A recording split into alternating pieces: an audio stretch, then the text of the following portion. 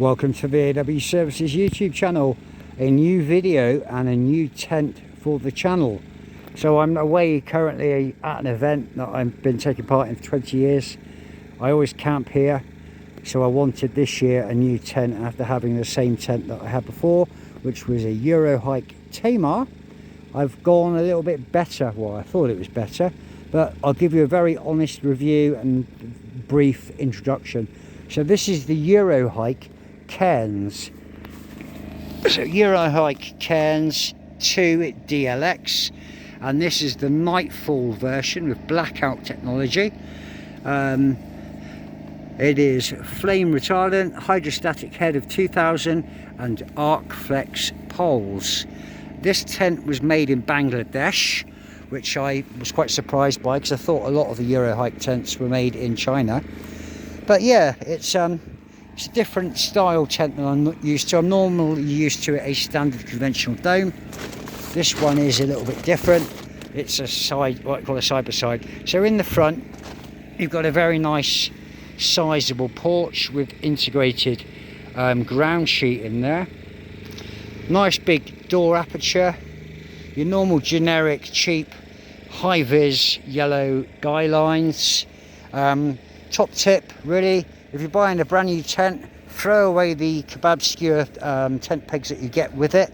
Throw them in the bin and never look for them again. I always use some very high quality rock pegs. These are called pile drivers. The ground I'm on is so hard, so I always use these. I never use any pegs that are supplied with any tent. And I've also got an additional ground sheet underneath the tent, because the grass that I'm on is quite long and that just takes the tuft out of the grass, but also prevents the main ground sheet from being pierced if there is something sharp. But I have checked the ground before I've erected the tent. I also did a test pitch at home in my lounge to make sure the tent was serviceable before I came out and used it, and I recommend that everybody does that before using a tent. But honest opinions on this tent are as follows. To have this tent erected on my own, I know they always recommend it's a two-person job, but common sense, you can put up a tent basically. And the way this one goes together, I like most dome tents, pole over pole. So you've got a cross-section pole and then you've got a front porch pole. So my gripes are as follows. This particular tent, set up correctly, was extremely tight. And when I mean tight, it was really hard to get the basically the ends of the, let me just try to engage my brain. So basically you've got like split rings, you've got metal bars basically that push into the bottom of the pole on a key ring. That's what I'm trying to say. To get that into the poles, and one person, no matter if it's two people, I think if you had two people, you'd end up for the very first time snapping a pole. The overall construction of this particular tent in question that I have, it may be different for anybody else, I think it was sewn and cut too tight. I know that you want a tent to be very taut and rigid to work with its hydrostatic head, and it's also wind resistance to stop it buffering, but this one I think was a little bit on the tight side. The colour coded poles, so you've got grey are your main crossover poles, being the two longer ones, and then the yellow pole for the front porch. The only real major gripe for something that's a seasonal use, or maybe you're using it winter camping as well, the only real problem I have with this particular tent is they've spent their money on making it. It's obviously been made for the cheapest cost, let's be honest. However, to denote the colour coding on the poles, all they've done is used a tatty piece of colour specific insulation tape, being yellow, and just flaps it around the pole, and it's already falling off.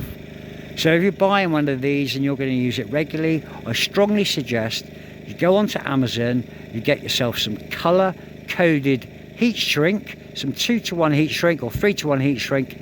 You can get it in yellow, you can get it in grey.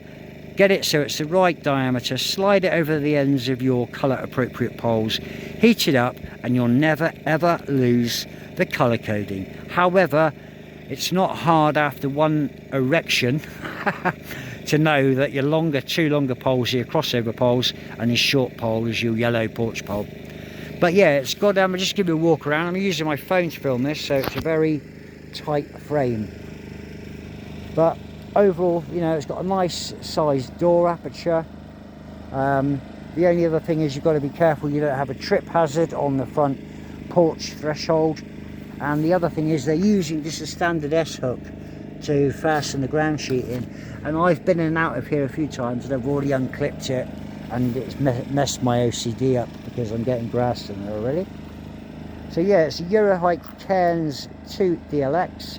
I paid, I believe, in the sale a few weeks ago when I bought this, I think it was about £67. I went into my local Millets store. They didn't have one in stock. However, it was nice to go in there and see the chaps that work in there. I support the shop. I favour some of their brands, but their staff, Rob in Barnstable primarily, is why I shopped there. But I went onto their website and I got this. I think it was about £67. I believe the normal list price was in the hundreds. It is the blackout version. So on the back you've got an air vent. Another gripe is rear centre. There isn't a tie down point, just to add a bit of tension to that to stop it flapping. I might at some point sew one of those in properly. But yeah, rear air vent, high vis guy lines. It's got your normal hanging point inside. I'll just take you inside now. So it's the blackout version, as opposed to the normal green or grey colour coded inner sheet. It's absolute blackout. Very, very good actually. I've got a Eurohike camp bed in there just because I want to be off the ground because my back is knackered. I've got my little tiny table there with my let's try to focus, with my AW Services power bank, which is my camping power bank, so I can charge my phone when I'm asleep. I've got an LED light attached to that as well.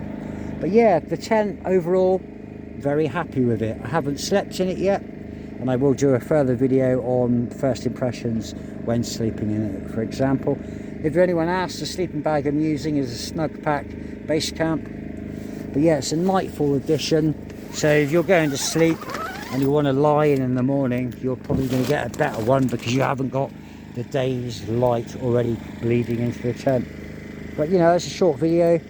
I'll give you an update on how I think it handles and if it lasts. But first initial video. But if you like this video, support the channel, hit subscribe, hit the bell icon for notifications when new videos are published. Give the video a thumbs up if you've enjoyed it, and a thumbs down if you think it's pants. Either way, your interaction helps the channel. Watch the video in full.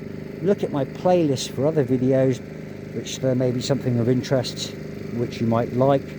And your watch time, your seconds and minutes count massively and help the channel grow further. I'm not far away from being monetized now, so the more people that watch the videos, I will then hopefully in due course be able to make a very, very small amount of money, if I'm lucky, to then help the channel tick over to produce more honest content. I work full time. I'm not some prolific, I'm just going to make a video and smash it out on something that's rubbish and substandard. I make videos as a hobby, something I enjoy, and I'm also sharing content with other people in the public domain because it might be something else that someone else finds interesting. My name's Austin, you've been watching AW Services. Thank you for your time. Check out the description for more specs and pricing on this tent. Bye bye.